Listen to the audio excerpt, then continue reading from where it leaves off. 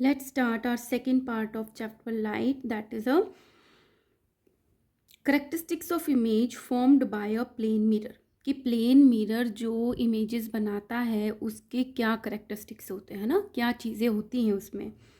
The image formed in a plane mirror is, जो plane mirror, जिस mirror में आप अपने आप को देखकर सुबह रेडी होते हो, उसमें क्या होता है, जो इमेज बनती है, फर्स्ट क्या है, of the same size and the shape as the object. तो जैसे आप खड़े हो उसके सामने, तो जितनी आपकी हाइट है उतनी ही हाइट वो शो करेगा, जितना साइज़ है उतना ही साइज़ शो करता है, कम या छोटा नहीं शो करता, बड़ा शो नहीं करता. जितने आप हो, जैसा आपने ऑब्जेक्ट रखा है वैसा का वैसा आपको उस मिरर में दिखाई देता है as it is. Second, virtual and erect. Virtual मैंने आपको बताया था जो सचमुच में नहीं बन रहा होता है ना, वर्चुअल अभी हमने पढ़ा था. और क्या है, वो मिरर के पीछे बनता है. और इरेक्ट है, जैसे आप स्ट्रेट खड़े हो वैसा का वैसा आपको मिरर में दिखता है. तो वर्चुअल भी है और इरेक्ट भी है. Third, laterally inverted with respect to the object. Laterally inverted मतलब ऐसे है तो ऐसे दिख रहा है.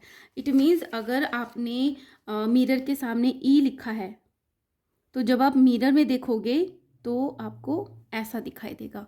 तो ये क्या हो गया, लेटरली इन्वर्टेड हो गया. तो जो प्लेन मिरर में इमेज बनती है वो इस तरीके से बनती है. ठीक है. Fourth is at the same distance from the mirror as a object. अगर अभी आप मिरर के सामने खड़े हो, आप अगर खुद को देखो तो जितनी दूरी पे आप खड़े हो उतनी ही दूर आपकी इमेज बनेगी. ठीक है. तो सेम डिस्टेंस शो करता है. जैसे कि इसमें ये प्लेन मिरर है, इसमें अगर कैंडल आपने 6 सेंटीमीटर पे रखी है तो जो इमेज बनेगी मिरर के पीछे वो भी 6 सेंटीमीटर दूर ही बनेगी. हाइट अगर उस कैंडल की 3 सेंटीमीटर है ऑब्जेक्ट की, तो उसकी इमेज भी कैसी बनेगी, 3 सेंटीमीटर की बनेगी, ना कि बड़ी बनेगी और ना ही छोटी बनेगी.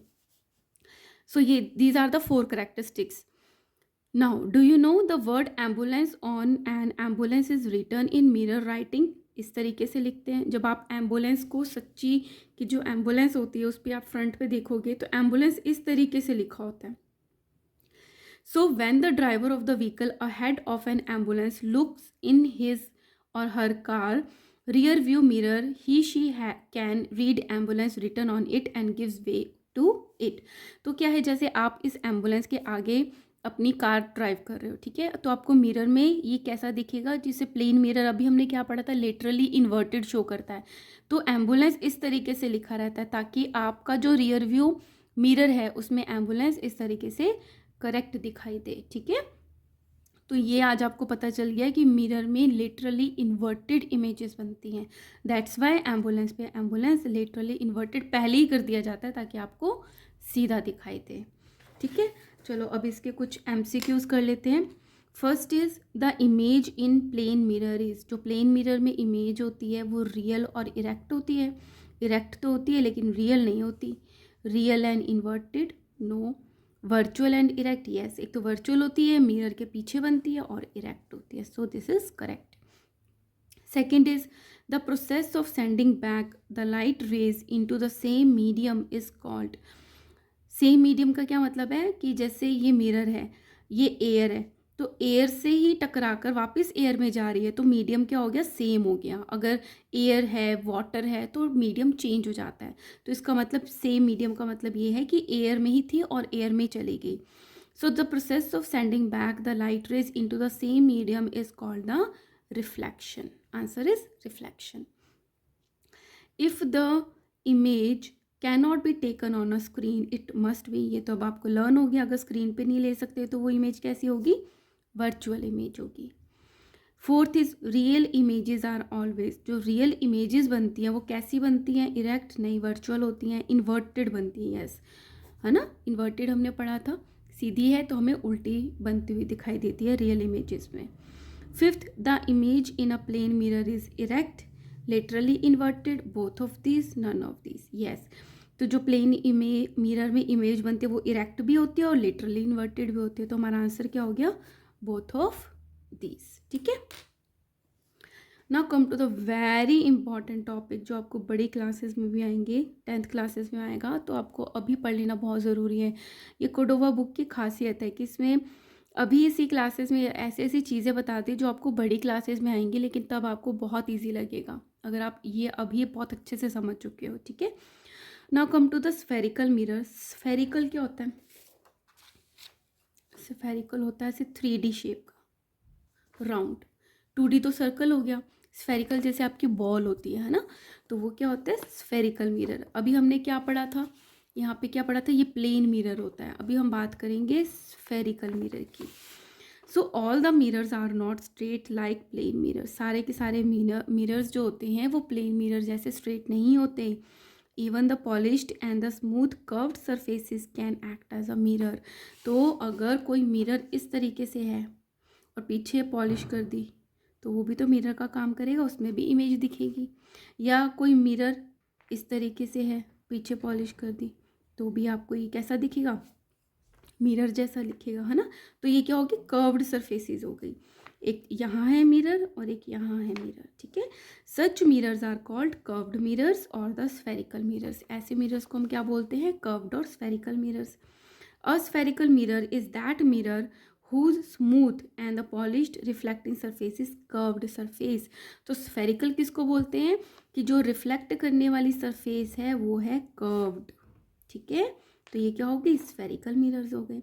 अब स्फेरिकल मिरर्स 2 टाइप के होते हैं, कॉनकेव एंड कॉन्वेक्स। देखो ऐसे याद कर सकते हो, ये क्या बन रहा है? केव बन रही है, कैविटी बन रही है, खड्डा बन रहा है। तो ये क्या हो गया? कॉनकेव मिरर, ठीक है।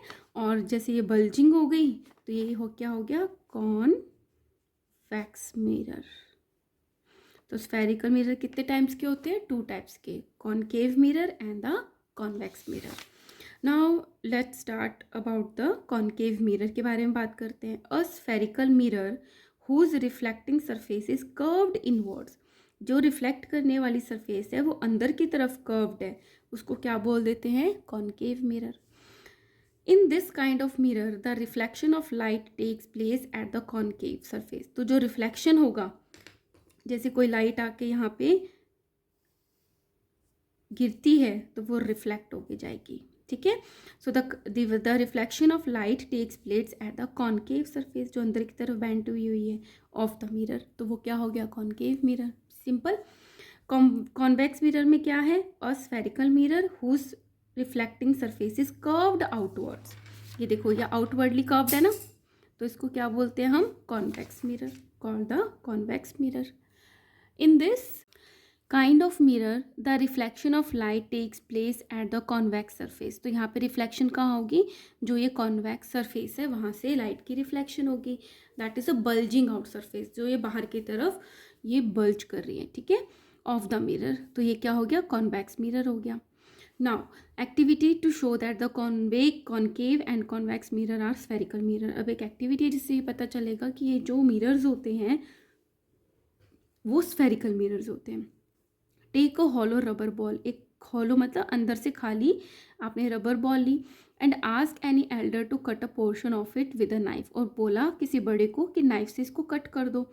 The inner surface of the cut ball is called the concave. तो ये अंदर का जो सरफेस है वो क्या हो गया? कॉनकेव, केव हो गया ना। द आउटर ये जो सरफेस हो गया is called the convex. Thus we conclude that the concave and the convex mirror are spherical mirror. तो इसी को देख के ऐसे ही बनते हैं, तो हम बोल देते हैं कि ये कैसे होते हैं? मिरर्स स्फेरिकल मिरर्स होते हैं, ठीक है। Now to study the nature of the images formed by the smooth curved surfaces. अभी प्लेन मिरर में तो हमने क्या पढ़ा था? इरेक्ट होता है, वर्चुअल होता है, सेम साइज का होता है, सेम डिस्टेंस पे होता है ना, और क्या है? लेटरली इन्वर्टेड होता है। अब जो कॉन्वेक्स से या कॉनकेवेक्स मतलब स्फेरिकल से या स्मूथ कर्व्ड सरफेसेस से इमेजेस बनती हैं वो कैसी होती हैं? So a stainless steel spoon लिया हमने and a fine cotton cloth. Method: take a stainless steel spoon and clean it surface thoroughly with a fine cotton cloth. हमने स्पून लेके उसको कॉटन क्लॉथ से क्लीन कर लिया अच्छे से। Bring the inner side of the spoon near your face and look into it. तो जब आप इस स्पून को, ये जो कर्व्ड है अंदर से जहाँ से हम खाना खाते हैं, तो जब हमने देखा तो वो स्पून में हमने अपनी इमेज देखी अपने फेस के पास लाके। Now move the spoon away from your face, what do you observe. और फिर उसमें उसको थोड़ा सा दूर ले जाएंगे उसी स्पून को, अब क्या दिखता है। Now move the spoon further away, और दूर ले गए। Now turn the reverse side of spoon, that is the outer side of the spoon near to your face. अब हमने पलट दिया, पीछे की तरफ करा, फिर हमने इमेज देखी, इमेज तो बनी रही है, स्टेनलेस स्टील है। Again increase the distance of the spoon from your face, फिर से हमने दूरी करी। तो हमने क्या ऑब्जर्व किया, you observe that the image of your face is erect and the larger in size as shown in figure 15.8a। तो जब हमने कर्व्ड सरफेस था सीधा, तो तब हमने अपनी इमेज देखी तो वो कैसी थी, इरेक्ट थी और लार्जर साइज की थी। ठीक है।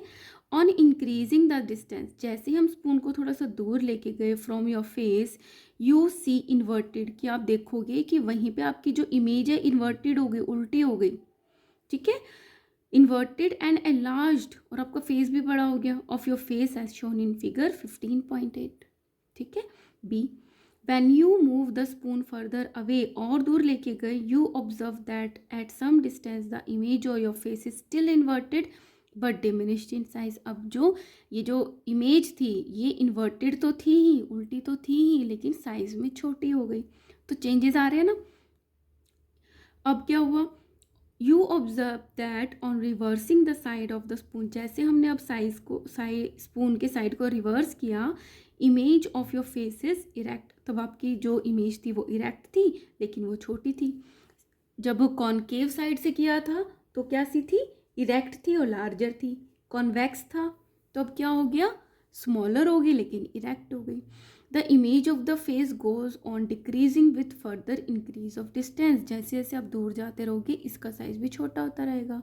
तो क्या कंक्लूजन निकला, there is a change in position, जैसे ही पोजीशन में चेंज हुआ, साइज में चेंज हुआ, and the nature of the image formed by smooth curved surfaces with change in position of object, कि जैसे ही ऑब्जेक्ट की पोजीशन चेंज हुई तो साइज भी चेंज हो गया, पोजीशन भी चेंज हो गई, और इवन नेचर ऑफ इमेज भी चेंज हो गई, कहीं पे इरेक्ट है, कहीं पे वो है इन्वर्टेड। तो स्मूथ में ये सारी चेंजेस होती हैं। ठीक है। Now terms related to the spherical mirror, this is also one of the very important things that you need to know। spherical mirrors की बात करते हैं। ठीक है, मैं इसमें ड्रॉ भी करती रहती हूँ।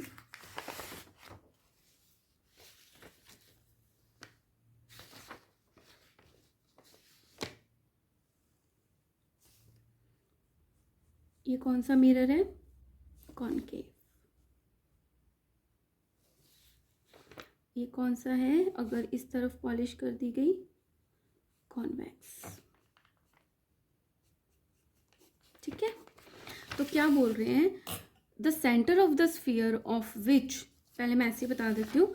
देखो ये जो मिरर है होगा कॉनकेव, ये किसी ना किसी का तो पार्ट होगा ऐसे स्फेरिकल का, जिसमें से कट करके हमने इसको बनाया।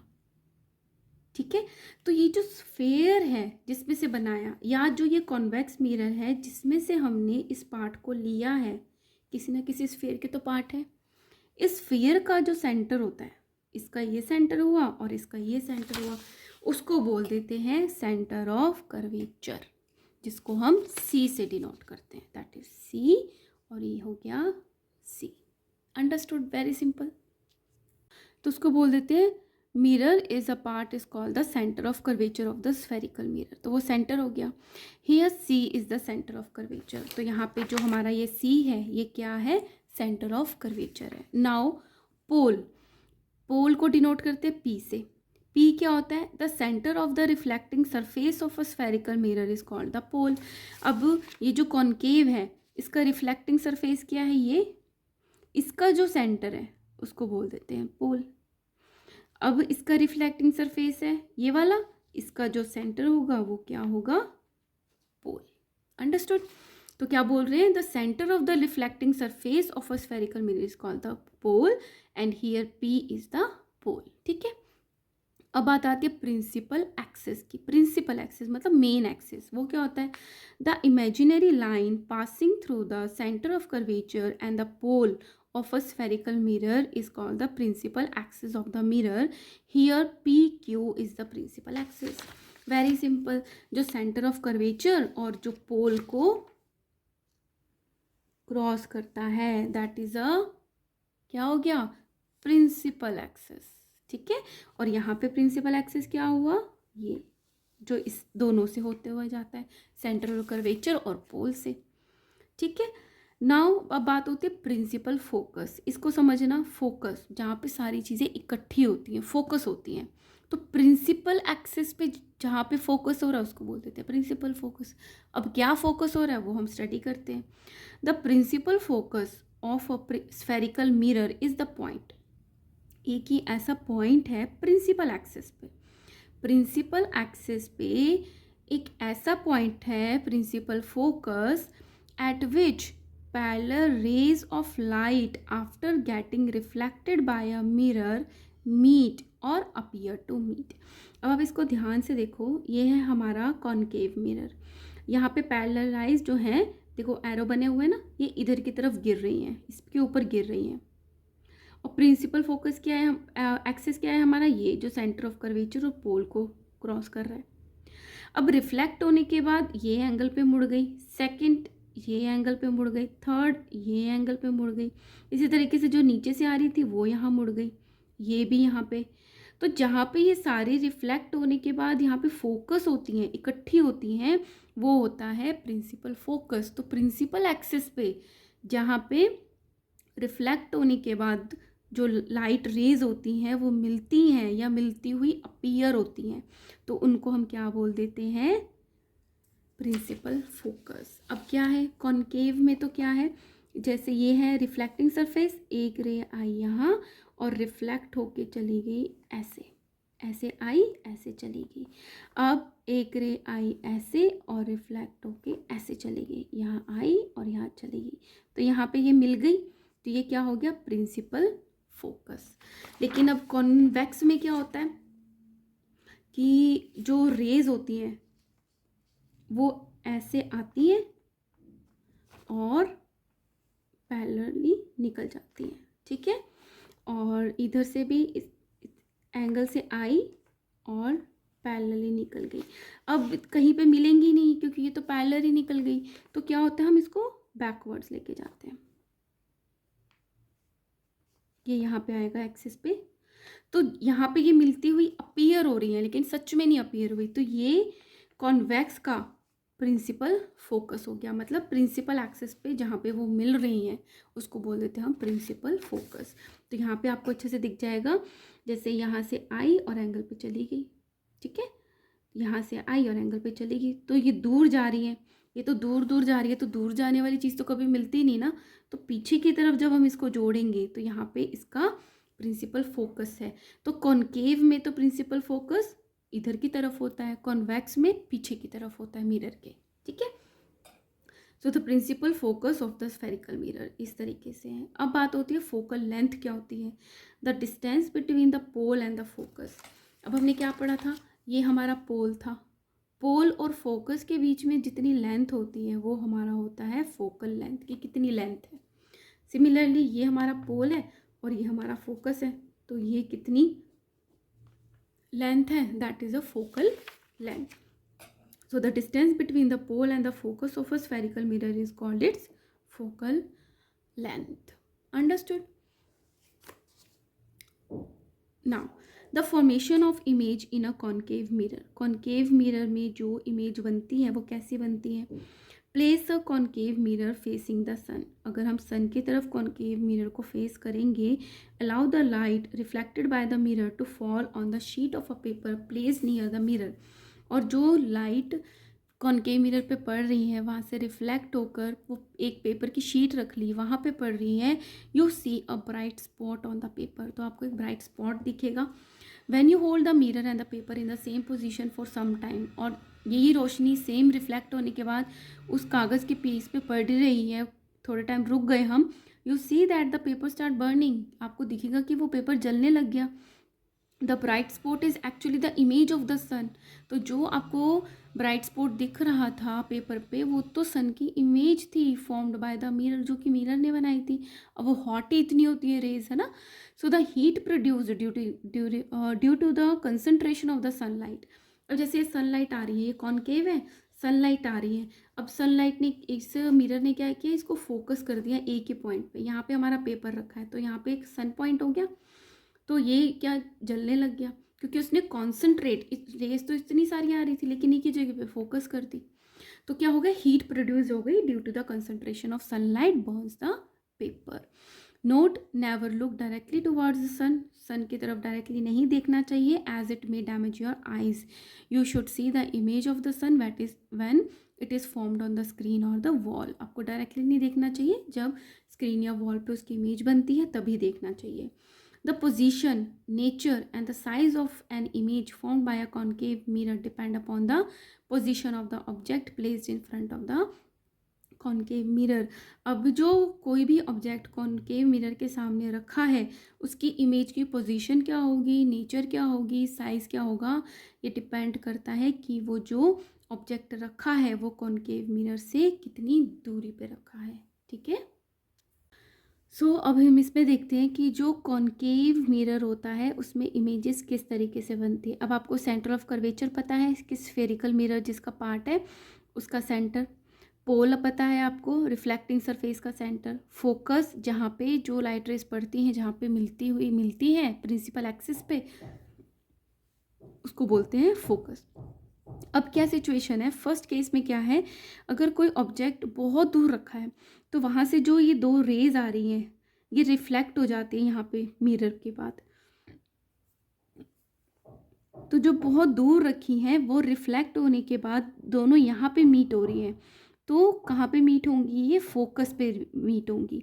अब ऑब्जेक्ट तो बहुत दूर है, ठीक है, इस तरीके से, लेकिन जो इसकी इमेज बनेगी वो इन्वर्टेड बनेगी, उल्टी बनेगी और स्मॉल इन साइज बनेगी और एट द फोकस बनेगी। ठीक है। अब सेकंड केस में क्या है, ऑब्जेक्ट को हम थोड़ा सा पास ले आए, सेंटर ऑफ कर्वेचर से थोड़ा सा दूर है, ठीक है, इस पे। अब ऑब्जेक्ट से ये एक रेज गई, ये रिफ्लेक्ट होके आ गई। अब एक ये रेज गई सेकंड, ये रिफ्लेक्ट होके आ गई। अब इसकी जो इमेज बनेगी वो सेंटर ऑफ कर्वेचर और फोकस के कहीं बीच में बनेगी, और वो भी कैसी होगी, इन्वर्टेड होगी और स्मॉल इन साइज होगी। जो बहुत दूर से आ रही होगी उसकी इमेज तो बहुत ही छोटी होगी। अब इसकी थोड़ी सी इससे बड़ी होगी, लेकिन फिर भी वो रियल ऑब्जेक्ट से छोटी होगी, ठीक है, डिमिनिश्ड इन साइज हो गई, राइट। अब क्या है, अब आप देख रहे हो कि जैसे जैसे हम इसको पास लाते जा रहे हैं, जो इमेज है वो इधर की तरफ जाती जा रही है। पहले ये बहुत दूर था तो ये फोकस पे बना, अब ये पास आ गया सेंटर ऑफ कर्वेचर के, तो जो इमेज है वो इधर की तरफ मूव कर रही है। थर्ड केस में क्या है, जब ऑब्जेक्ट को हमने सेंटर ऑफ कर्वेचर पे रखा तो फर्स्ट रे रिफ्लेक्ट होने के बाद ये निकल गई, सेकेंड रे रिफ्लेक्ट होने के बाद ये निकल गई। अब ये दोनों रेज कहाँ मिली, यहाँ पे। तो जब सेंट्रल ऑफ कर्वेचर पे हमने ऑब्जेक्ट रखा था तो इसकी इमेज कहाँ बनेगी, सेंट्रल ऑफ कर्वेचर पर ही बनेगी, लेकिन इन्वर्टेड बनेगी और सेम इन साइज बनेगी। जैसा ऑब्जेक्ट का साइज है जितना, उतनी ही इमेज बनेगी। ठीक है। तो तीन चीज़ें पढ़ ली हमने। जब इन्फिनिटी पे थी तो कहाँ बनी इमेज, फोकस पे। रियल थी क्योंकि मिरर के इस तरफ थी, पीछे नहीं थी, तो रियल हो गई और इन्वर्टेड हो गई। और हाईली डिमिनिश्ड, वो छोटे साइज की हो गई। सेकंड केस में बियॉन्ड सी, सी से थोड़ा दूर, तो इमेज कहाँ बनी है, सी और एफ के बीच में, सेंटर ऑफ कर्वेचर और फोकस के बीच में। रियल बनी है, इन्वर्टेड बनी है, smaller than the size of object. Third case में सी पे रखा, सेंटर ऑफ कर्वेचर पे हमने ऑब्जेक्ट रखा, तो इमेज कहाँ बनी, सेंटर ऑफ कर्वेचर पे। रियल बनी, इन्वर्टेड बनी, but equal to the size of the object. Understood. Fourth पे आते हैं। अब हम सी पे ले आए थे, अब सी से थोड़ा इधर ले आते हैं तो हमारा जो इमेज है वो और उधर चली जाएगी। अब सी और एफ में कहीं पे हमने ऑब्जेक्ट रख दिया, तो एक रे रिफ्लेक्ट होने के बाद ये निकल गई, दूसरी रिफ्लेक्ट होने के बाद ये निकल गई। अब देखो यहाँ पे बनी थी अभी इमेज, अब ये और दूर चलेगी, ऑब्जेक्ट इधर आ रहा है, इमेज उधर जा रही है, तो ये बियॉन्ड द सी बन गया आपकी ऑब्जेक्ट।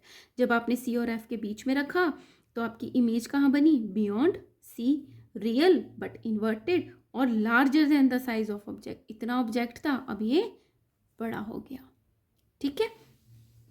फिफ्थ केस में क्या हुआ, जब आपने लाके उसको ऑब्जेक्ट को फोकस पे ही रख दिया तो क्या होगा, एक रे यहाँ से यहाँ निकल गई और दूसरी रे यहाँ से यहाँ निकल गई, मतलब ये जो थोड़ी गैप पर है तो इट मीन्स ये बहुत दूर जाके कहीं मिलेंगी, तो इमेज इज फॉर्म्ड इन्फिनिटी, बहुत दूर मिलेंगी।